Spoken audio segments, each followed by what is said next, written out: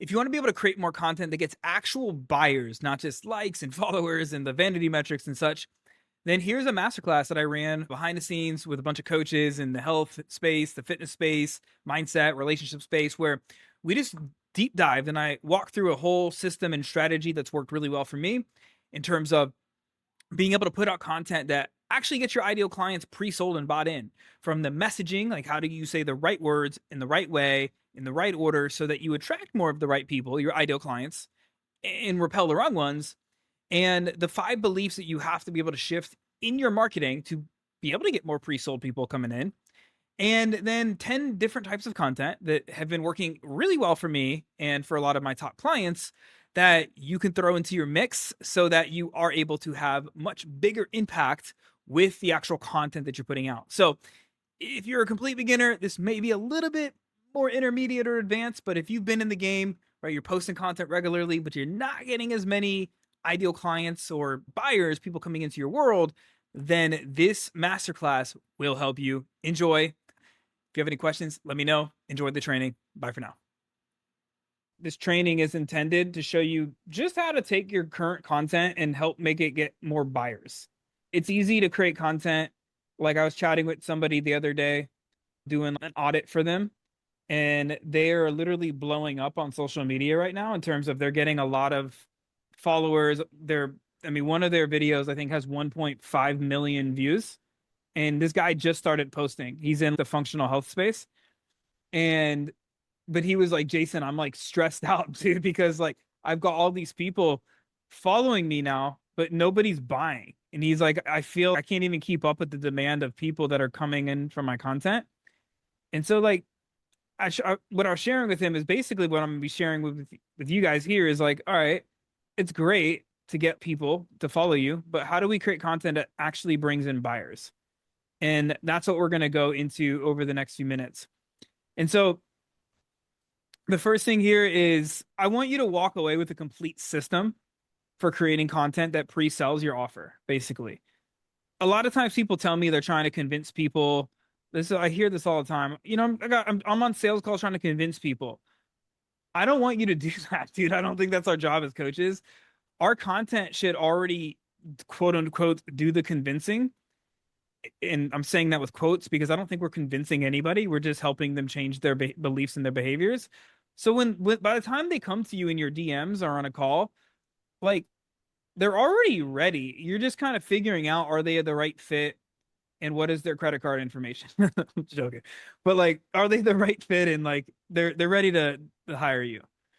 And so obviously, I know I don't think anybody here is brand new, but if you're watching this like on YouTube, and you haven't even started like selling anything or you haven't created any content, like this is probably not for you. Just post content and be consistent. But if you're already obviously doing stuff, you have an offer, you're posting content, you're just not getting as many sales conversations consistently, like this is for you. And so most content sucks, like truthfully. Like most of us are creating content that builds audiences, but that's not actually building an audience of buyers. And there's the famous article written by Kevin Kelly called A Thousand True Fans. And I've always lived by this philosophy where, well, not always, but I should say when my businesses have been successful, I've lived by this philosophy of which, if you don't know it, he wrote this back in, I think, the 90s or something like that for artists and musicians, people that were selling music and art. And in order for them to be able to make a living selling their art or their music, if they had 1,000 true fans, like people that would buy anything they put out, they can successfully make a living. And I really believe that this is more true today in our era with AI and how commoditized everything is. If you and I have 1,000 true fans, we can make a very successful living. And most of us aren't selling cheap CDs. We're selling high touch, higher ticket coaching programs. And so in our content, and I'm going to give you a framework today that you can directly apply. But I see people are either teaching, they're entertaining, they're performing, and they're chasing the algorithms. I can't tell you how many audits that I've done where people are like, dude, the algorithm's screwing me up. Like, great, I don't create content for the algorithm anymore. So neither should you. And I don't perform like a dancing monkey for for people anymore. I used to get paid top dollar in the strip clubs, you know. JK, JK. You know, or they're trying to be entertaining, but they're, you know what I mean, or they're just teaching. This gets you in the expert zone, but not the, you know, the thought leader zone. This gets you in the friend zone. You make people laugh. They're like, "Oh, that's funny," right? But nothing's getting people to buy, and that's what we want to go. So the underlying principle that that is underneath everything I'm about to teach you is teaching creates buyers, or sorry, learners. Influence creates buyers. And if you've attended any of these workshops right here, I have the 7 beliefs to create pre-sold buyers, the AI content systems masterclass, and the masterclass funnel. These are all great continuing education if you haven't been through these that will build upon what I'm doing here. Okay. And so content that teaches gives your audience the sense that they've learned something.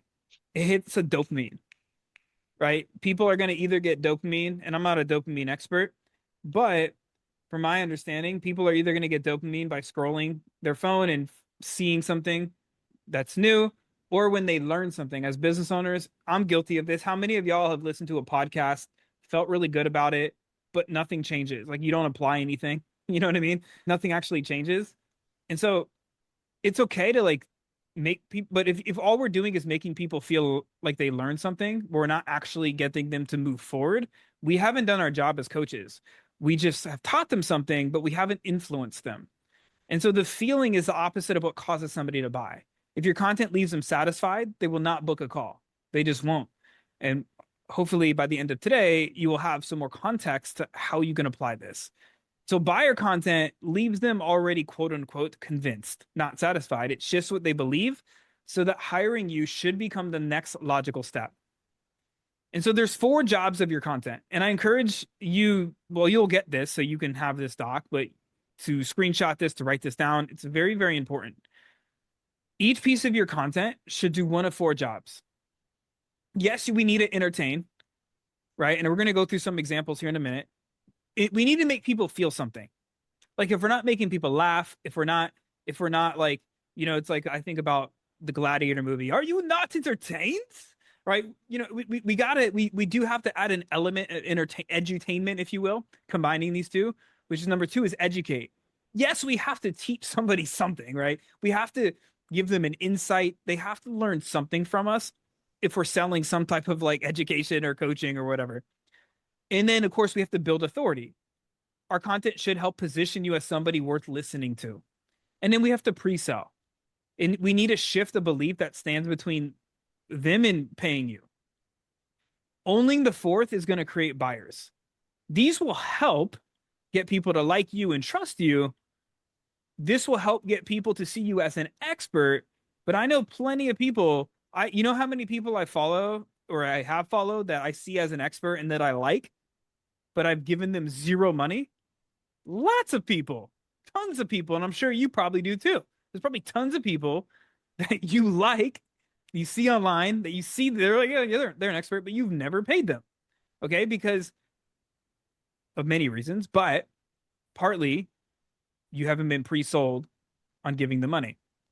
And so the other 3 are useful. Again, they warm up your audience, they open the door, but if your content doesn't do the 4th job, I'm telling you, you will get followers, you will get comments, you will get people that be like, your content is so motivating, keep it up. But you're not going to get people that want to buy from you. Okay. And so I'm going to just touch on this. I've done this in many workshops. And if you've ever been through any variation of my magic messaging framework, the magic messaging framework's obviously going to go way more in depth with this from the psychology. But before we can create a buyer, and I do mean in the sense of truly creating a buyer, I really do believe that we can create a follower, we can create a fan, but we can also create a buyer. And to create a buyer, it takes intention. And in order to do that, we have to know the identity that we're leading people down. Does that make sense? It works the same way in our brains. You know, I was sharing with Hillary. I think Hillary, you're on here, right? Yeah, sharing with Hillary earlier, just like for our own selves, right? It's like, say you have a goal of like, hey, I want to build a multiple six-figure business that's changing a lot of lives. Us as a business owner, we have to shift our own beliefs. And I always call it it's like the law of normalization. And, I've had like, obviously, maybe not obvious. Recently, I just got aired on American Ninja Warrior. And so I have had a lot of people reaching out to me, asking me tons of questions, showing support and stuff.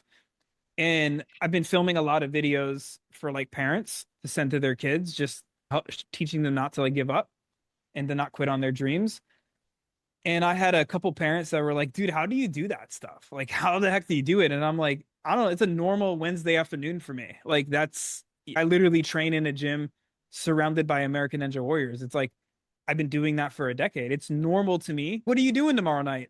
I'm going to be swinging off bars and stuff. And like, that's just what I do. And even if we look at ourselves with our health and fitness, and I promise I'm going somewhere with this, if you think about how easy it is for you to stay healthy and fit. You're like, yeah, dude, I just work out and eat healthy. It's kind of normal for us if you're into fitness and you're into health. But in order for us to be able to reach, say, a successful business status where whatever it is you care to make, we have to normalize that. And in order to first normalize that, we have to change our own beliefs because our own beliefs and our own perspectives are the thing that's going to keep us from having the right behaviors and the right actions that are going to yield us the results that we want. And so going back to this, in order to influence somebody, we need to change their beliefs. We need to change their behaviors. And so the first step to doing that is figuring out how to speak their language. And so while this is a simplified version of the magic messaging, I just want you to think about, and you don't have to do this right now. I'm going to send this to you. And most of y'all probably have done this already, but you need to know, what is their world right now?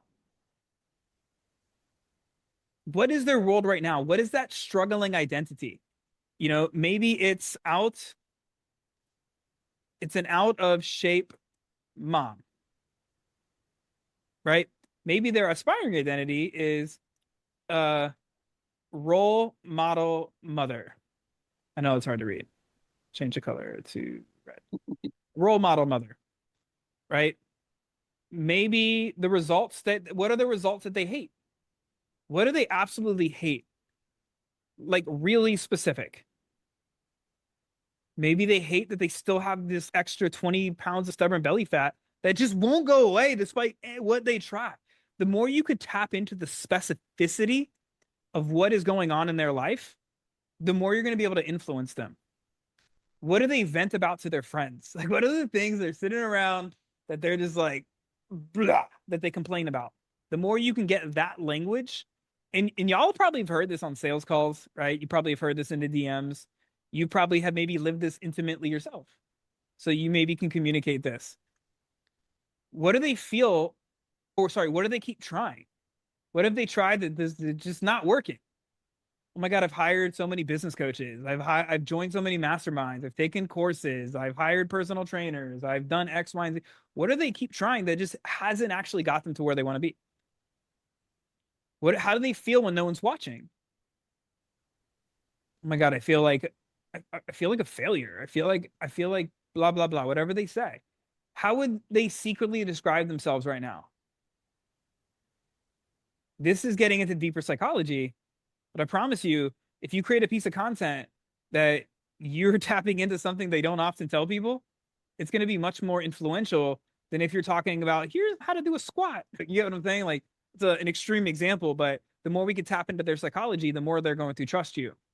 What do they say to themselves? Like what are the things that they're whispering to themselves once they get to or about their current situation right now?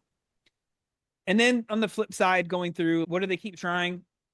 What is their new method? What is your method? Right? So for example, if somebody was like, I keep trying diets, X, Y, and Z, I might say, okay, well, my method is going to be metabolic strength training and flexible nutrition, right?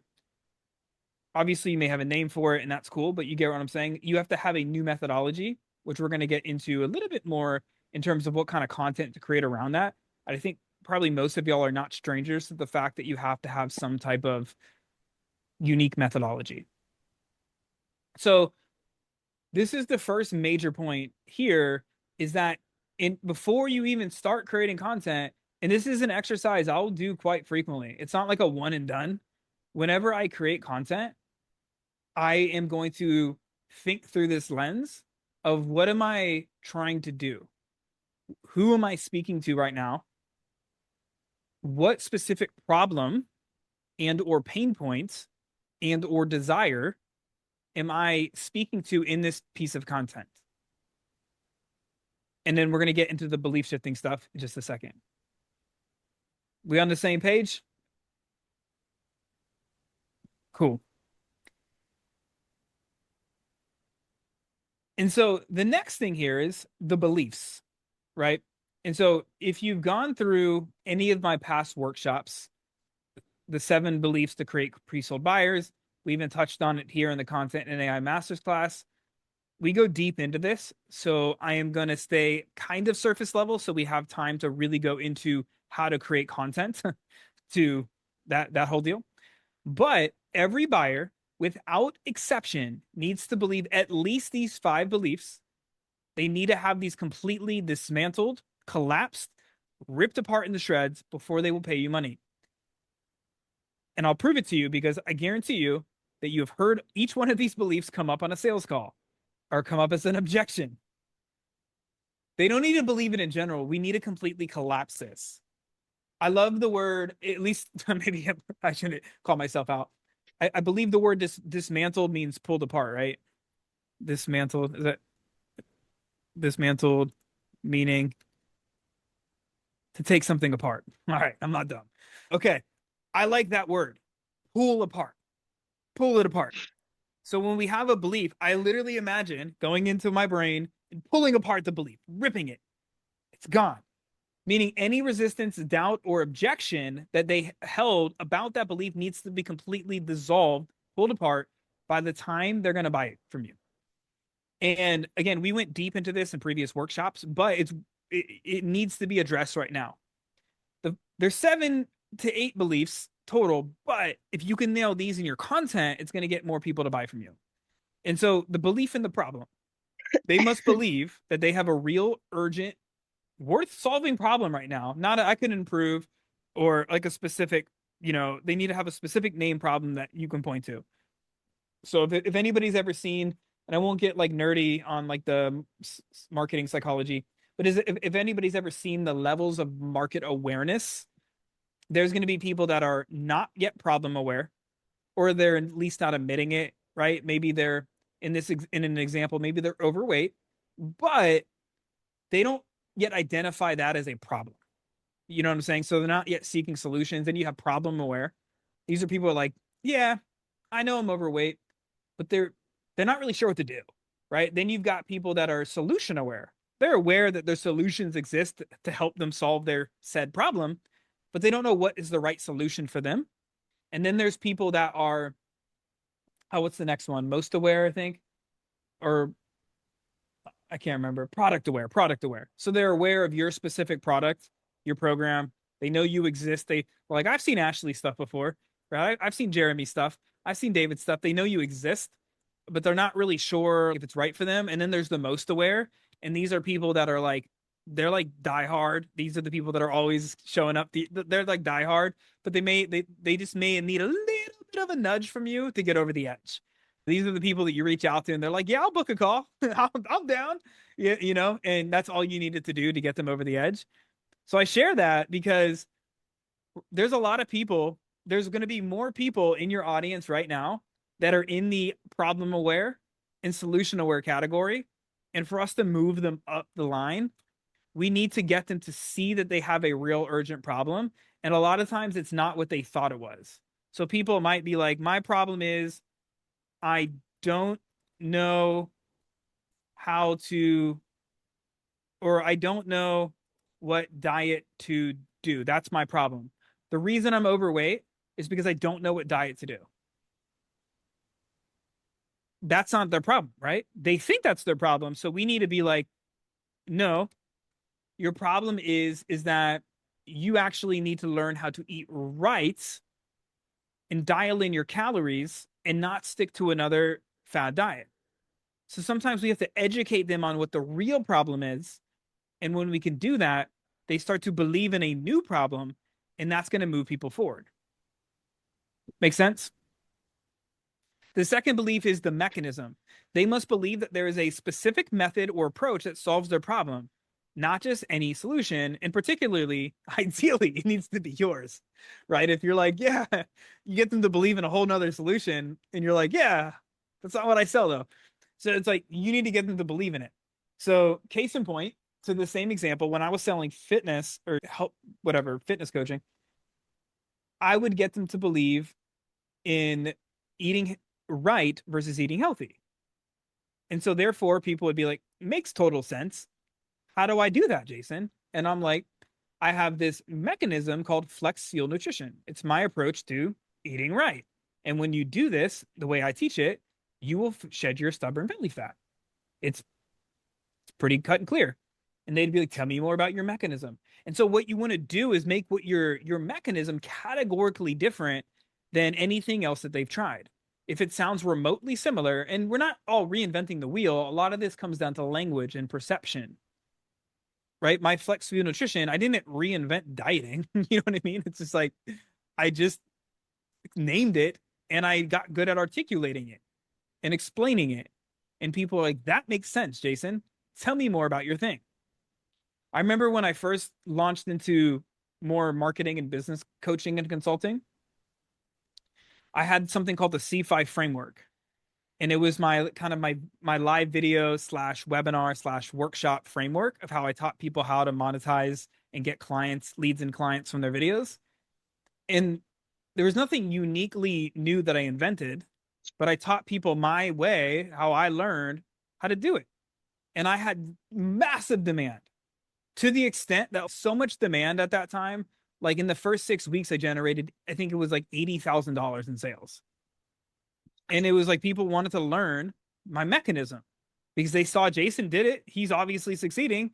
Let me learn it. So the mechanism will massively help if you do this right. And we'll have time to go into Q&A and for us to practice this. I want to some live practice of how you guys can do this in your content. But this will get people to buy from you if you do it correctly. And then belief in you. They need to believe that you are the right person to guide them through that mechanism. Like your story, your track record, your energetic posture, your standards. Like some of you, I'm probably not the right person if you ever wanted to hire. Maybe I am, maybe I'm not. Right? There might be two people, A and B, and one might be like Ashley, like she's for me. And the other might be like, I don't like her glasses. You know, I don't know. It's just it could be so random. But I believe everything you tell me. That's good. I never steer you wrong though, Hillary. But they need to believe in you. And this is where your story and even your lifestyle, like I will literally have people hire me sometimes because I have kids or I go to on the boat a lot. You know, right? Like it's just so weird, right? That's just not, but a lot of my story, right? People, especially in the health and fitness industry, and when I tell my story about building a gym, like I've done everything in the fitness industry that you could think of, right? Everything. I've everything that you literally you name it, I probably have done it in the fitness industry, or I've now at least mentored people on it. And so people are like, okay, track record, he has the experience. I would be more likely to hire him than say this kind of generic business coach that helps everybody. You get what I'm saying? And so belief in you comes from you being able to get people to believe in your story, your track record, your standards, your lifestyle, what you stand for, all of that stuff. And then there's belief in the vehicle. They must believe that your specific offer is the right vehicle for them right now. Not just coaching generally, but your program at the price in this format. And so this will a lot of times come down to what I would call your video sales letter. Your VSL typically will handle a lot of this stuff. But like for me right now, I am only working with people one-to-one in a much more high touch. I want to get on calls with people. I want to be more involved in people's businesses. That's the season I'm in. I work in big companies, I work in smaller companies, different extents. Like one company right now, I've literally am doing like CMO and CSO work, like marketing officer, sales, and we've literally scaled. We've added an extra 1.2 million to their business in the last 9 months. I freaking love it. I like getting my hands in there. I like being with people. I feel like I have more impact. Not everybody might want that.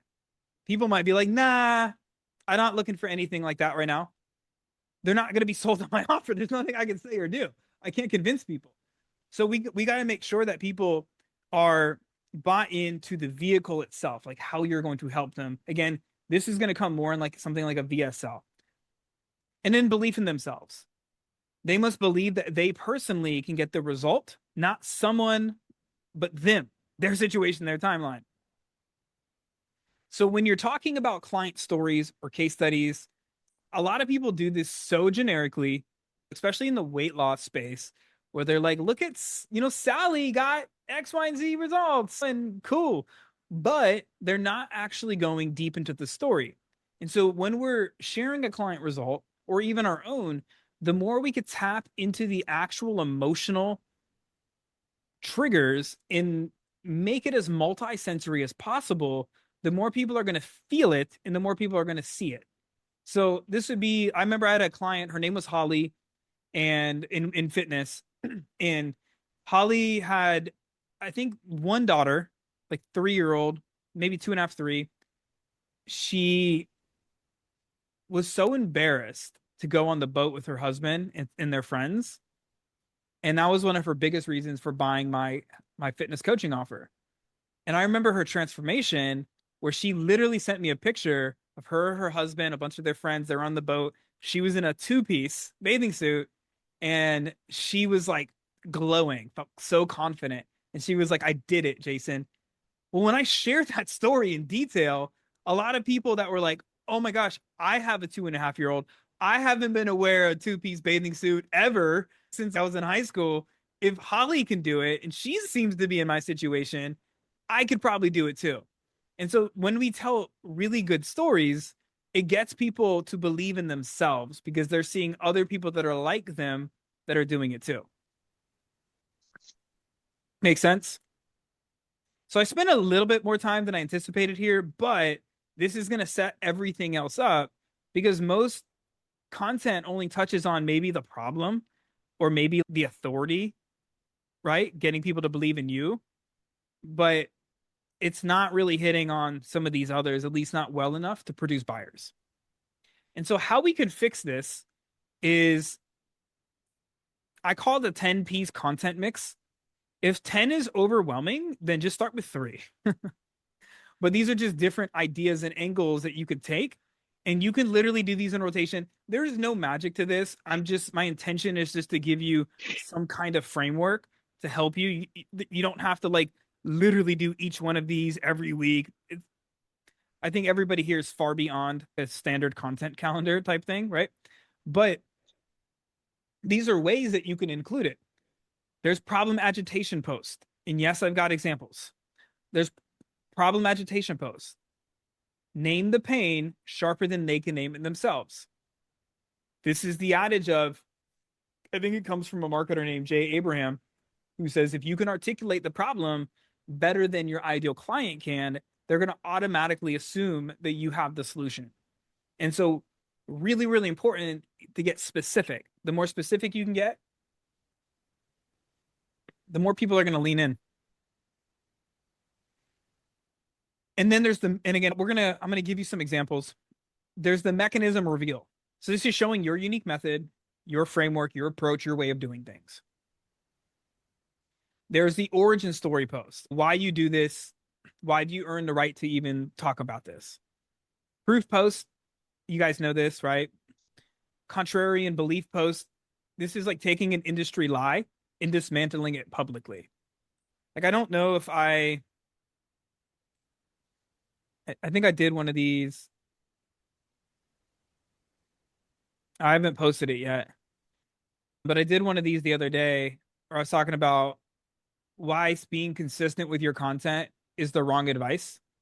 and I just share like a contrarian take to like if you're consistent but you're not learning skills or you don't have the right intention, you're going to be consistently incompetent. You're just not going to ever grow. So, yes, be consistent, but do this. And so, this is where you can really pull apart these big lies or misconceptions or limiting beliefs that are held within your industry or your niche. Behind the scenes post, share how you operate. This could be done a lot of times. People do these in stories. Framework teaching. So give a piece of your IP, like just name it. Like I literally did this. Oh, I know what I did. So today I posted the 4 types of content right here. So in my Instagram, I literally did this. So I had a live example like of me doing this. So I literally just took a snippet and I revealed some IP of what I'm teaching today. That's what I did in that. So that would be like teaching a framework. And then if you I probably did this okay, but I think I talk about I probably shift a belief in here somewhere. I think I just do it maybe naturally at this point. But then direct offer post, ask for the sale, clearly without shame. And this could be even inviting people to a workshop, as simple as that. Reframe post, show them show them their situation from a new angle. So if you're getting a common objection, oh my God, it's so expensive to hire a health coach. Oh my God, my genetics are the reason for this or that. Like, give them a new perspective, reframe that objection in your content. I can't tell you how many sales, especially in the fitness niche. I mean, I still will make sales now from this, but definitely in the fitness niche, I sold a lot just from like reframing a lot of the common objections that I was getting and just giving a new angle, new perspective on what I believe to be true. And then identity and vision post, speak to who they are becoming, not just what they need to fix. Like people will do, especially nowadays, I feel this is my observation. People will buy more into an aspirational identity than they will just to get a simple problem. At least the better clients, I would say. Like if you get somebody, like if I get somebody that's just like, I just want to make an extra 10K, like they're not gonna last. But if somebody's like, no, I want to be a friggin' CEO that, I want to help hundreds of thousands of women or whatever, I want X, Y, and Z, and they have a bigger aspiration, they're gonna they're gonna be okay. Like they have a vision fueling it. And so when you speak to people's aspirational identity in there, like I did a reel recently on what I call a modern day superhero, which is you and I, where the every day we're helping people in real life. We're staying healthy, we're staying fit, we're helping coach people and change lives. Like we're the modern day superheroes. And that's speaking to maybe people don't walk around calling themselves modern day superheroes, but it will resonate with people that are out here changing lives in real life. And they're like, yeah, I want to be a modern day superhero. Like that's me, right? So that significantly helps. And so you just want to make sure you're not heavy just on one type so you can balance. And I'm not going to go through all these in depth. These are just some examples from my brand, and you'll see a lot of these I use to promote this workshop. And then I literally fed all of this to my Claude project and had it do a weight loss example. So you can kind of read through here and just have some examples. I'll give this whole sheet to you just so as you're going through, you can conceptualize how this is actually look in real time. And I would literally shoot most of these as reels, or you can write these as posts or whatever, or even use them as emails. And then you could see how these map. So the belief in the problem is going to be usually the problem agitation in the reframe, belief in the mechanism, belief in you. These are the posts, belief in the vehicle, and belief in themselves. Does this make sense?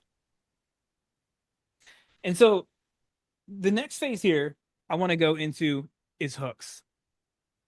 But before we go into hooks, because to get any of your content seen, period. We need to hook people in. And nowadays, we can look at this from two different lenses. It's either easier than ever to hook people in, or it's harder than ever to hook the right people in.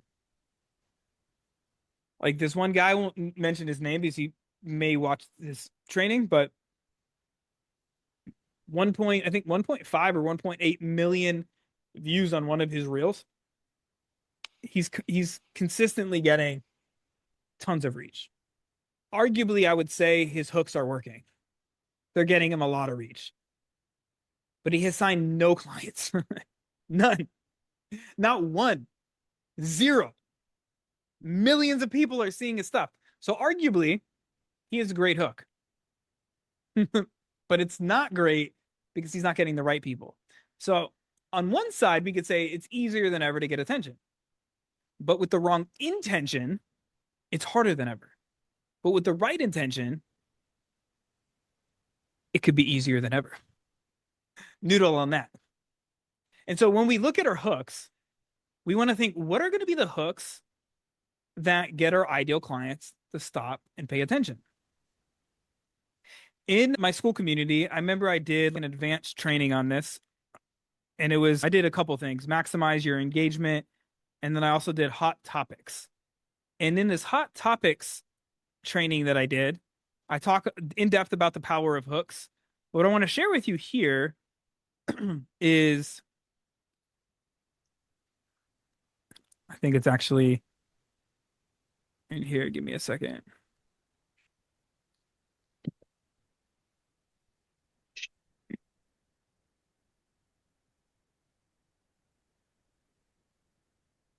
Yeah, that's what I'm looking for. Hot topics versus high value keywords.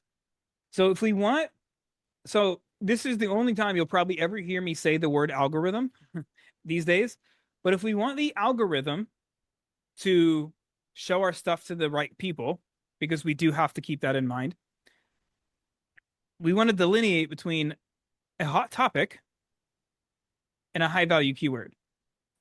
So if I want more, like, let's imagine I'm selling to the stubborn belly fat loss, whatever.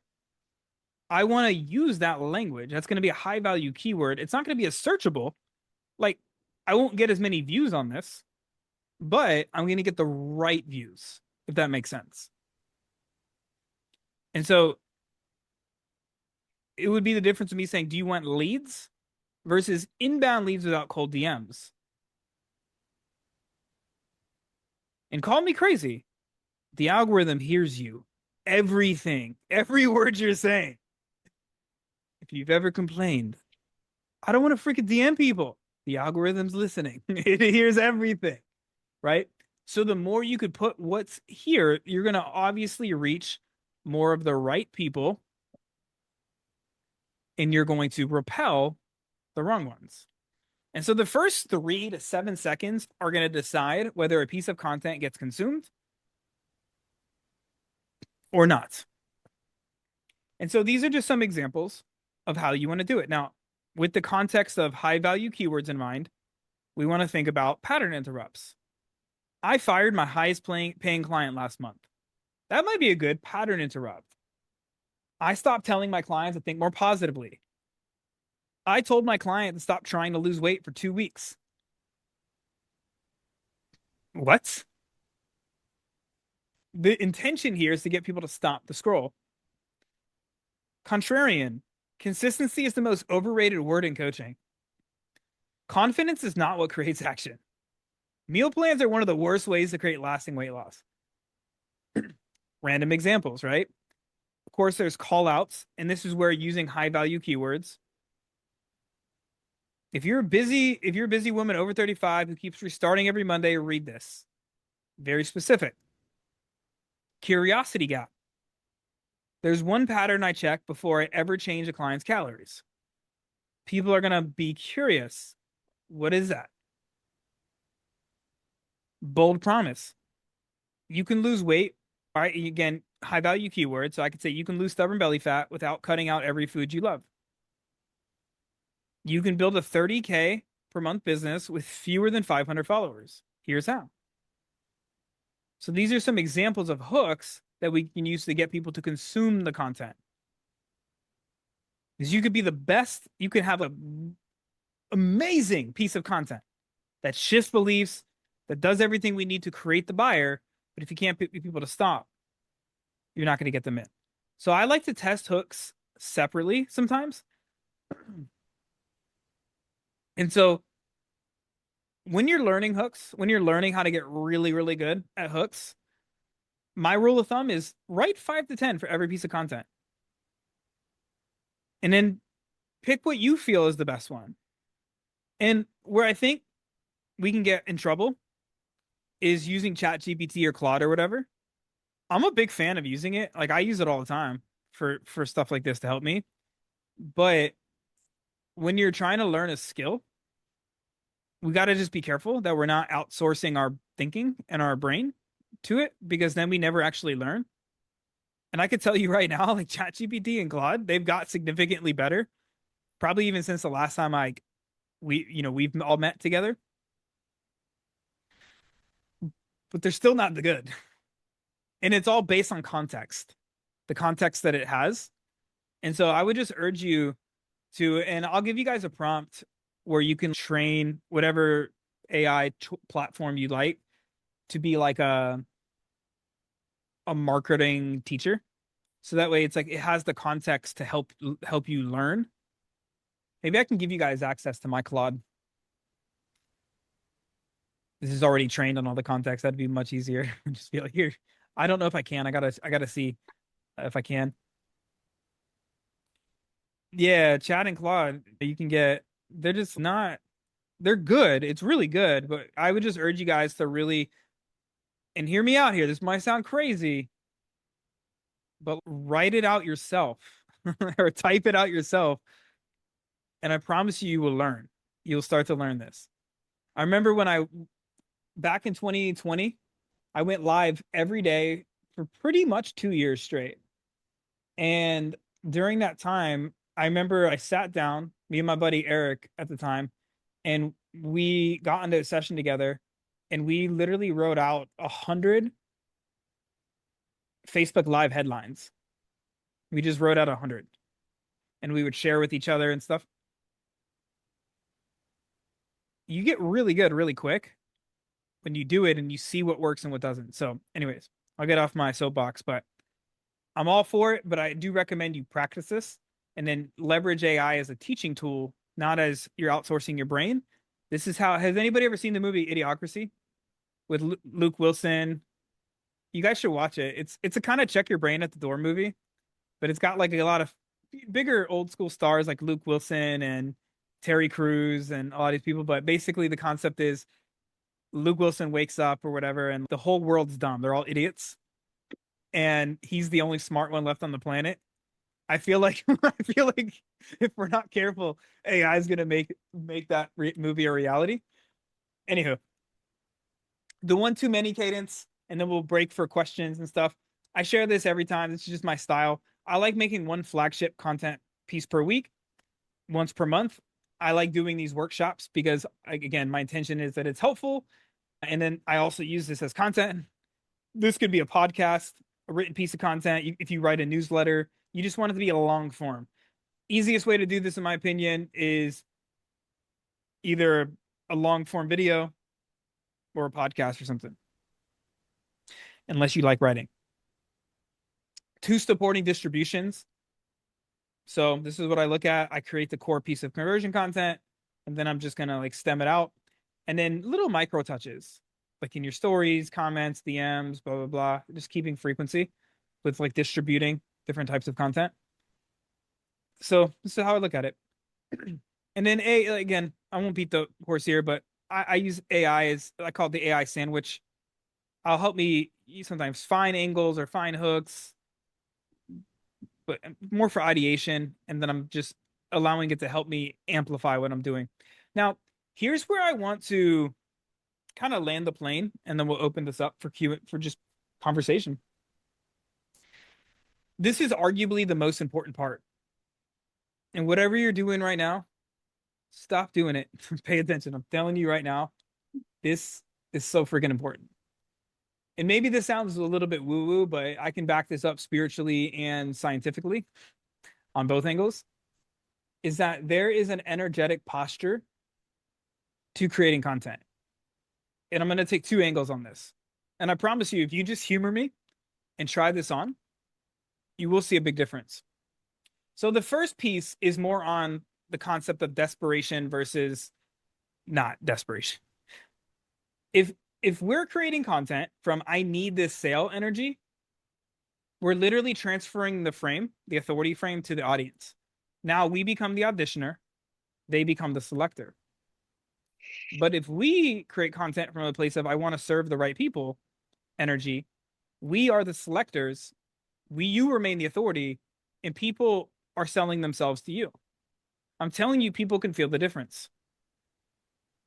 So before you write, ask yourself, am I creating this from a place of need or from want?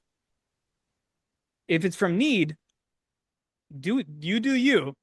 But I'm telling you, I have tested this. This part I don't actually have scientific. I'm sure there's probably a lot of evidence on it, but it just won't. It'll die. It'll fall flat. Handle what you got to handle. I don't care. We've all been there. I've been in seasons of my business to where I literally need money. I've been in some real tough situations. Like I need this person to sign up. Please, I've got mouths to feed. I don't know if we've all been there. I've been there. You got to you got to change your state before you create content. Second piece, and these are some questions that I'm going to give you all to ask, is you need to make this fun. If you're creating content from pressure, it's hard. Or like, I got to do this versus from play. Are you trying to sound professional? Like, how would you say this naturally? How would you explain this to a friend while sitting and laughing over coffee? What part of your real personality are you editing out in your content? How can you make this content feel more alive, not just more polished? What would make this piece of content more fun for you to create? Is this content trying to prove that you're smart, or are you inviting the right people into your world? What story, metaphor, or random real life moment could make this lesson more interesting? Where are you being too serious about something that could be a little bit lighter? What would your audience feel if you actually let yourself enjoy making this? So it's a little checklist. I want you to humor me and go through it. Because has anybody ever felt like you're creating content and maybe you don't hate it, but it's just like, it's not fun. You're editing out parts of who you really are versus when you play more. Like one of the biggest pieces of feedback I got at one of the live events I hosted. No, this wasn't even at a live event that I hosted per se. I was speaking at a live event and there were some people there that have been in my world for a while and I never met them in person. And when I met them in person, they were like, dude, you're so much more fun in real life than you are online. And I was like, dope. That sucks. Like I gotta get better on portraying like who I really am online. Because people were like, oh my God, you're so funny. Like, and I was like, oh, now you're inflating my ego. But like it really took me aback because I was like, man, I guess I'm not really letting my personality shine. When I'm creating content, I'm not actually doing it in real life. Like when I'm speaking on stage, like I'm gonna tell some dad jokes. Like I'm gonna make people at least pretend to laugh. I'm gonna do stuff that's fun. I'm gonna like insert me into everything that I do because I'm surrounded by people in the physical presence. And so, yeah, I'll post it in school. And so, anyways, I share all this because this is the part that's harder to teach, but you all get it, right? It's like if you show up, make it more fun, put yourself in that energetic state of I'm creating this because I want to be helpful. I don't really care if anybody buys from this. I just want to be helpful to people. And I'm going to do something that's fun and feels like play to me. And for me, it's this. I like talking to real humans. I don't hate it. It's not my favorite just to talk at the camera.